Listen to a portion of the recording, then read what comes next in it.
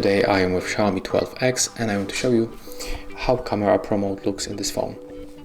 So the first we have to click right here on the Pro when we are in the photo mode, and I'm gonna show you all parameters, but if you want to get more details about all of these features, you have to tap on this information icon in this place. And as you can see right now, we can find description of every feature that we have on the phone. Like for example, if you don't know what is exposure compensation, so as you can see, this feature allows us to compensate exposure when we want to get our image brighter or darker.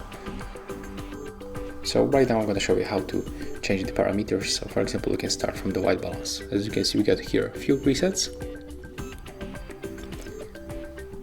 We can also click right here to adjust it manually with the slider. To reset any of the parameters, you have to click right here, click OK, and as you can see, it was set up to the default. Let's go forward for another mode.